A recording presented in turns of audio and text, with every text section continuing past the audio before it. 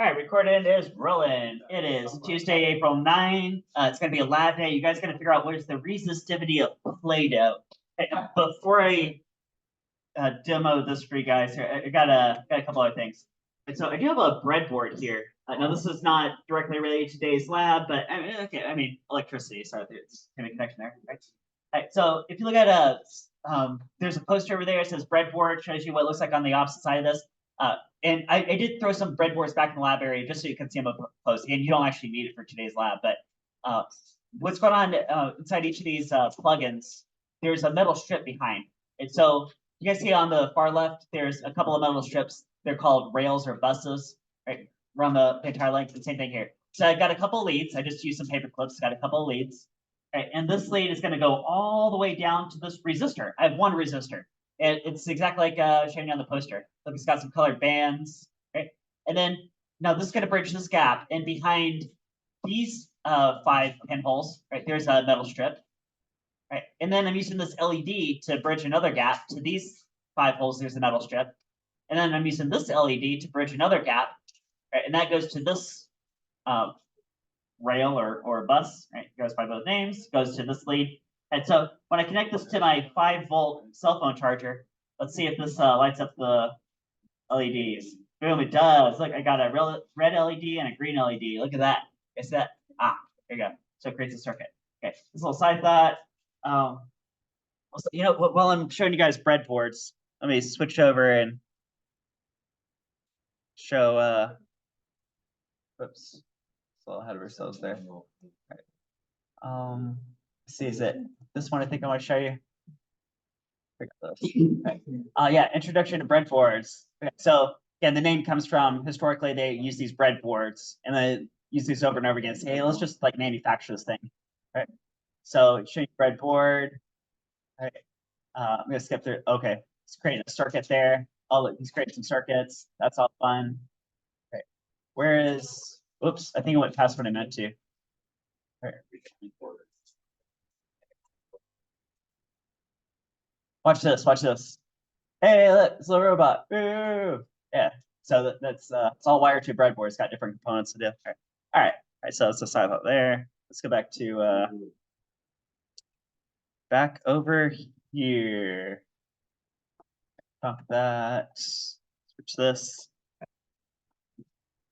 All right, but today's lab though is you're going to try to figure out what is the resistivity of Play-Doh. Now, let's say I did kind of demo for you guys yesterday. You guys are going to have some Play-Doh back there. Right? You can roll up a dough cylinder, right? Which could be this right here. This could be your dough cylinder, right?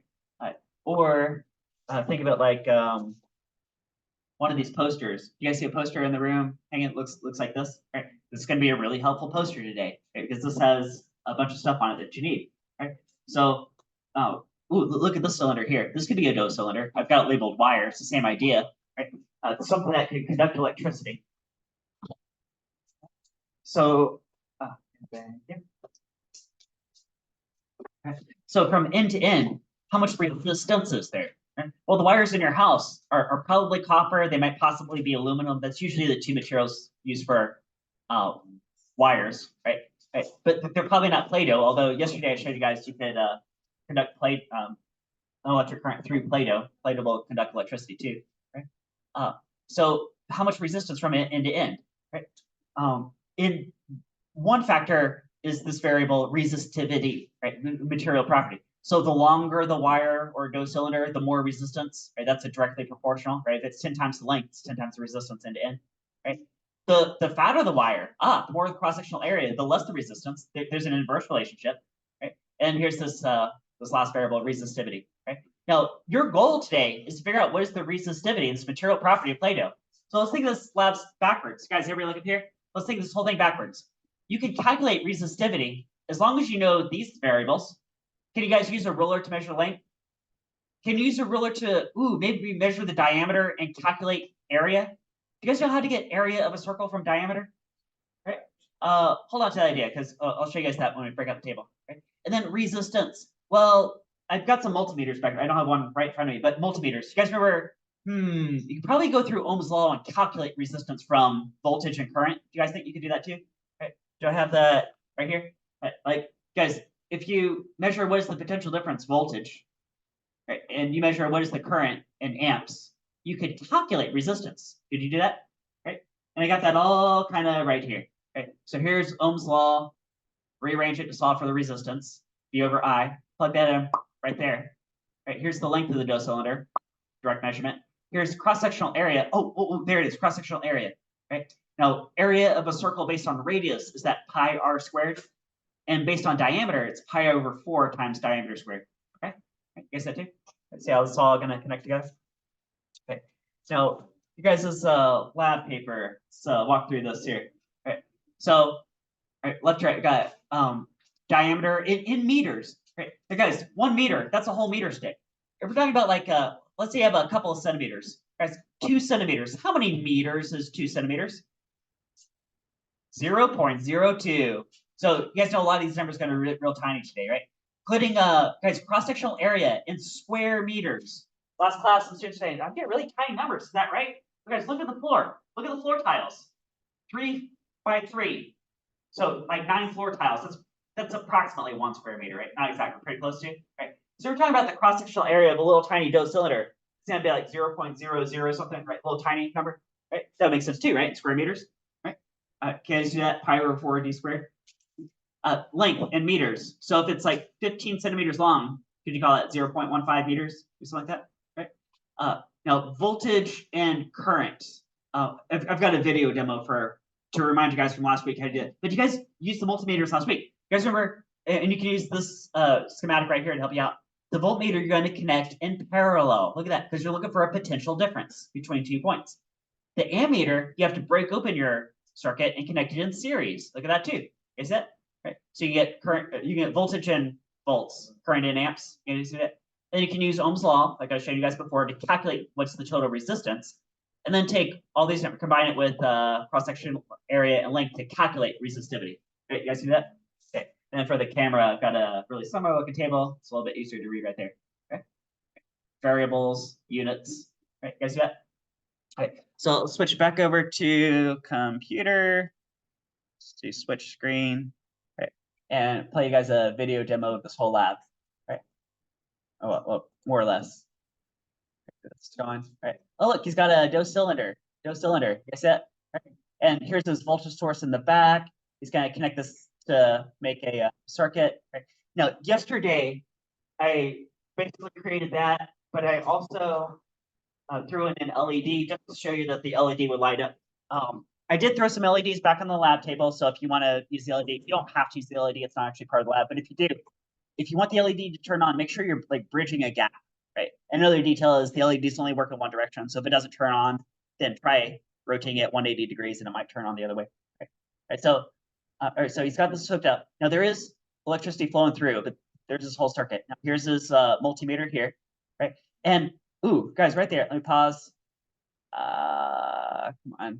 I'm so sorry. I don't know why it's okay. All right. So that multimeter is showing, what is that? 6.5 something. Right. Guys, is that 6.5 volts or amps? What is that? And you can tell based on how he has this wired up. Right? The way he has this wired up, there's only one thing that could possibly be reading. Is he reading potential difference in volts, or is he reading current in amps? Yes, exactly. Potential difference in volts. And you know that because he's got 2 different locations on here, and he has this wired in parallel. You guys see that? He's saying, what's the potential difference between that red lead and that black lead? Right? Right, so scroll his head a little bit. Right now, he just changed the positioning. Right, notice he scooted it further away, guys. If they're further away, if the leads are further away from each other, is that going to be a lesser or a greater potential difference? Greater, right? Greater potential difference. Remember before it was like 6.5 volts, I think. Oh, look, it's like 7.8 volts. Look, it did go up. Right, let's play the video again. Right, and then so for the next part of the video, he just moves the lead closer and closer. And look what's happening to the potential difference. It's getting less and less and less. There's 6.7 volts, 6.2 volts. All right. Okay, yeah, that's easy to read right there. Right, 5 point something volts. All right, so you guys see that?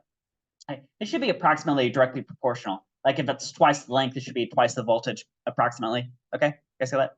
All Right now, here, let me switch ahead a little bit. We've had, where's, all right, now he's gonna make a change. You might remember last week also when you guys were setting up some circuits, right? Look, he just broke the circuit open. He's gonna force the current to flow through the multimeter. Right? The little switch there, switch the toggle, right? You see the current is forced to flow through the multimeter. You see that? Right? So when it says 13.9, guys, that's 13.9 what? Amps. Because now he's measuring current. Because that's what you do in series. You guys see that too? Right? Right? Everybody good so far? Right. One last thing before I send you guys back there. Let me kind of spoil the answer to this whole lab. You guys know you're trying to ultimately figure out what is the resistivity of this dough, right? Right. Kind of like how conductive is it, but the reciprocal idea. How resistive is it? It's reciprocal, right? Right. So the answer to this lab, if you Google it, no, it does depend on the like different color Play-Doh. I think has slightly different answers, right? But it also kind of depends on the equipment, how well this works out, right? But over the past few years, I've seen a lot of teams come up with some pretty close to this Google answer also. They're getting 0.24 ohm meters. Hopefully you get a number that's kind of in that ballpark. Okay. All right. So with that, let me close this recording, and everything you need is back in the lab area. I will walk around and help you guys out. Oh, and actually, hold on. Recording's still rolling. I just want to throw this up here. So this will be a helpful page right here. There you go.